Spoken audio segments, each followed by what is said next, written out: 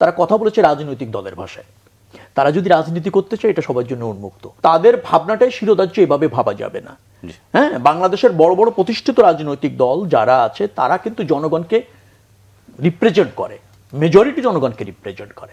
তো অতএব এই কাজগুলি হতে হবে ঐক্যমতের ভিত্তিতে, কোনো বিশেষ ব্যক্তির স্বার্থে অথবা বিশেষ ব্যক্তির ভাবনাকে প্রাধান্য দিয়ে হবে না। দাবিটা করেছে, এটাকে আমি ইতিবাচকভাবে দেখছি।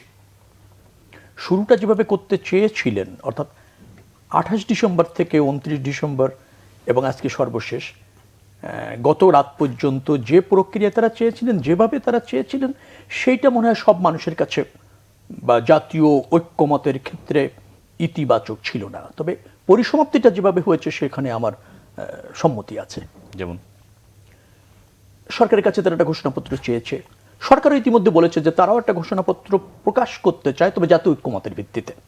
অর্থাৎ সব রাজনৈতিক দল, সব শ্রেণী পেশার মানুষ, ছাত্র জনতা যে আকাঙ্ক্ষা ধারণ করে এই জুলাই অভ্যুত্থানটা হয়েছিল, সেই জায়গায় তার প্রেক্ষাপটটা নিশ্চয়ই আসবে, আমার যা ধারণা আর কি, এবং সেক্ষেত্রে কিছু প্রতিশ্রুতি আসবে।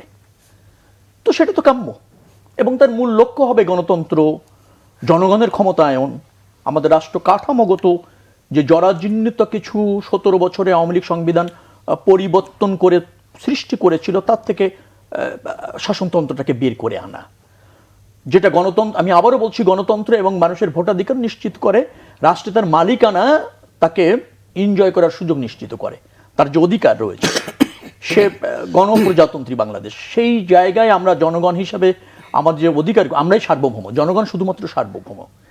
আর সেটা যদি প্রতিষ্ঠিত করা যায়, নিশ্চয়ই একটা ঘোষণাপত্র সেই লক্ষ্য হতে পারে। আমি আবারও বলি, ওই জায়গাটাতে যে প্রেক্ষাপটে আন্দোলনটা হয়েছিল, পটভূমিতে, আর সেই পটভূমির পরিপ্রেক্ষিতে কিছু প্রতিশ্রুতি যেটা জাতি ঐক্যবদ্ধ হবে, সেরকম একটা ঘোষণাপত্র আসতে পারে। 15 দিনের কথা যেটা বলেছেন সেটা সম্ভব হবে বলে আমার কাছে মনে হয় না, কারণ এগুলি তো জাতীয় ঐক্যমতের ভিত্তিতে হতে হবে এবং সেই জায়গাগুলি একমত হতে হবে। তো সেই পদক্ষেপ ওরা যেটা চেয়েছেন, যে দাবি চেয়েছেন, আমি সেটাকে দ্বিমত করছি না, ঠিক আছে। কিন্তু তার আগে যদি যান, অর্থাৎ যে প্রক্রিয়া চেয়েছিল সেই প্রক্রিয়াটা আমার কাছে মনে হয়নি যে খুব বেশি প্রাসঙ্গিকতা ছিল। বক্তৃতা আমি তাদের অনেকের শুনেছি, বক্তৃতার মধ্যে যতটা না ঘোষণাপত্রের আগে তারা যে দুটি বিষয়কে ফোকাস করেছিল, নিশ্চয়ই আপনি জানেন, একটা হলো শাসনতন্ত্র পরিবর্তন করতে হবে, নতুন করে শাসনতন্ত্র দিতে হবে। নিশ্চয়ই এটা তো বিপ্লব ছিল না যে শাসনতন্ত্র পরিবর্তন হয়ে নতুন শাসনতন্ত্র হবে। এটা ছিল একটা ফ্যাসিজমের বা ফ্যাসিবাদ প্রতিষ্ঠিত করেছিল একটা রাজনৈতিক দল আওয়ামী লীগ, ক্ষমতা মোহে শাসনতন্ত্র পরিবর্তন করেছে তাদের নিজের স্বার্থে। সেই ফ্যাসিজমের বা ফ্যাসিবাদের অবসান হয়েছে, একটা রেজিমের পরিবর্তন হয়েছে গণ অভ্যুত্থানের মাধ্যমে, এটা বিপ্লব নয়। আচ্ছা, এখন এই বিপ্লব এর যে সমস্ত সরকার পৃথিবীতে এসেছে, তিনটা বড় বিপ্লব যদি আপনি ধরেন, রাশিয়ান বিপ্লব বলেন, ফরাসি বিপ্লব বলেন, ইরানের ইসলামী বিপ্লব বলেন, সেগুলি বিপ্লব। কারণ সেখানে দেখবেন যে আপনার যেটাকে বলা হয় রাজতন্ত্র থেকে প্রজাতন্ত্র হয়েছে, এবং রাশিয়া তো অল্প দিনের মধ্যে দুটো বিপ্লব হয়েছে, আপনারা জানেন 1917 সালে, সেখানেও কিন্তু শাসনতন্ত্রের এক সম্পূর্ণ পরিবর্তন হয়েছে। ইরানও তাই হয়েছে, প্রজাতন্ত্র থেকে যেটা ছিল রাজতন্ত্র ছিল, ইসলামী প্রজাতন্ত্র হয়েছে। আরব বসন্ত যেটা হয়েছে 2010 থেকে 2011, তিউনিসিয়া বলেন, মিশর বলেন, আপনি যদি বলেন যেটাকে বলা হয় লিবিয়া বলেন, তো সেখানেও কিন্তু দেখবেন যে একটা পরিবর্তন হয়েছে, রাজতন্ত্রের বাইরে চলে আসার চেষ্টা করা হয়নি, সেটা রেজিমের পরিবর্তন হয়েছে। সেখানে কিন্তু গঠনতন্ত্র বা শাসনতন্ত্রের কোনো ব্যবস্থা পরিবর্তন হয়নি। সেটাই কিন্তু পশ্চিমারা বলেনি যে এটা বিপ্লব, সেটাকে বলা হচ্ছে আরব বসন্ত বলা হয়েছে, অর্থাৎ রেজিমের পরিবর্তন। কোনো একটি গোষ্ঠী, কোনো একটা রাজনৈতিক দল যখন চরিত্র হারিয়ে তার মতো করে রাষ্ট্র পরিচালনা করে, কারো কাছে দায়বদ্ধ থাকে না জনগণের কাছে বা শাসনতন্ত্রের কাছে, তখন যেটা হয় সেটি সেই রেজিমের পরিবর্তন হয়েছে। তো এইখানে যেভাবে ছাত্ররা বিচ্ছিন্নভাবে ভাবতেই পারে, আমি তাদের ভাবনাকে ইতিবাচকভাবে দেখি। তাদের অভিজ্ঞতা কম, তাদের রাষ্ট্র ব্যবস্থাপনা যে একটা গ্লোবাল ফ্যাক্টর, সেখানে যে আপনি একেবারে বিচ্ছিন্ন হতে পারেন না, একক ভাবনাটাই প্রাধান্য না, সব মতের সব ভাবনার অ্যাকোমোডেশন প্রয়োজন রয়েছে, জাতির বৃহত্তর স্বার্থে, দেশের বৃহত্তর স্বার্থে, এবং আমাদের শাসনতন্ত্র যেটা আছে সেই শাসনতন্ত্র পরিবর্তনের জন্য তো আর কোনো দাবিও ছিল না। ছিল কি? শাসনতন্ত্র, নতুন শাসনতন্ত্র হবে, আমাদের 1 দফা দাবি হয়েছিল। তার আগে যখন ছাত্ররা আন্দোলন করেছে 9 দফা দাবি দিয়েছিল, তার কোনো কিছুতে তো এগুলি ছিল না। মানুষ ফ্যাসিবাদী শাসনের অবসান চেয়েছে, সব শ্রেণী পেশার মানুষ, সব রাজনৈতিক দল। তার পরিপ্রেক্ষিতে একটা অন্তর্বর্তীকালীন সরকার হয়েছে, সেটাও কিন্তু কনস্টিটিউশনের ধারাবাহিকতা মেনে হয়েছে, সুপ্রিম কোর্টের মতামতের ভিত্তিতে হয়েছে।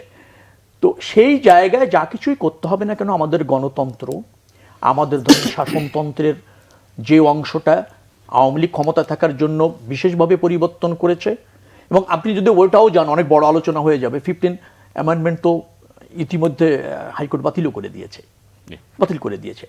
তো এই রকমের যে জায়গা অসঙ্গতিগুলি আছে, আমাদের রাষ্ট্রের 3টে বিভাগ, আমাদের সাংবিধানিক প্রতিষ্ঠান, সংবিধিবদ্ধ প্রতিষ্ঠান, সেগুলি স্বতন্ত্রভাবে করার জন্য সংস্কারের প্রয়োজন আছে। সেগুলি করে গণতন্ত্র, নির্বাচন এবং জনগণের সরকার প্রতিষ্ঠিত করা দরকার।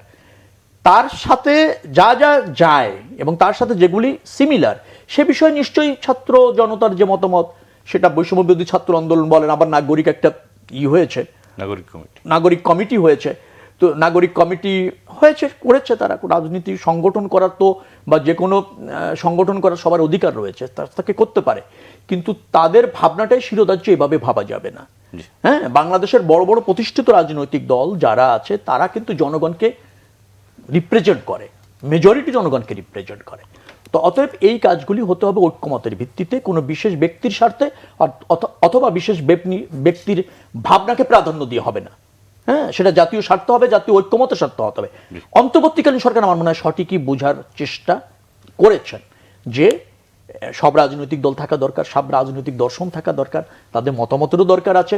ঘোষণাপত্র অবশ্যই একটা হতে হবে, নিশ্চয়ই সেই ঘোষণাপত্র হতে হবে জাতির বৃহত্তর স্বার্থে। কোনো বিশেষ রাজনৈতিক বা রাজনৈতিক ভাবনার যে গোষ্ঠী আছে তাদের স্বার্থে না। একটা কথা বলে শেষ করব, বক্তৃতা আমি যেটা দেখছিলাম, তারা কথা বলেছে রাজনৈতিক দলের ভাষায়। তারা যদি রাজনীতি করতে চায়, এটা সবার জন্য উন্মুক্ত।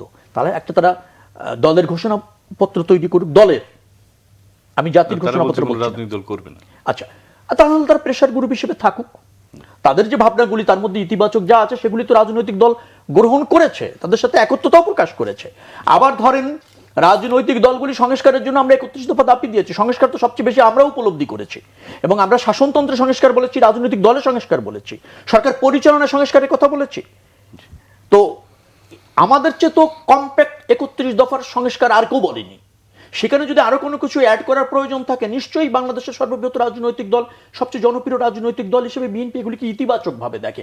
কিন্তু বিএনপির ওখানেই কিছুটা আপত্তি রয়েছে, কারণ আমরা তো আমাদের অভিজ্ঞতা, আমরা যেহেতু বৃহত্তর স্বার্থ বিবেচনা করে রাজনীতি করা হয়, যার জন্য আমাদের যে অভিজ্ঞতা আর আমাদের যে ধারণা, নিশ্চয়ই বৈষম্যবিরোধী ছাত্ররা যারা আছেন, নাগরিক কমিটি যারা আছেন, তাদের ধারণাকে আমি অমূলক বলছি না, তাদের ধারণাও সঠিক আছে, কিন্তু সেটা অ্যাকোমোডেট করতে হবে বৃহত্তর রাজনৈতিক শক্তির সাথে।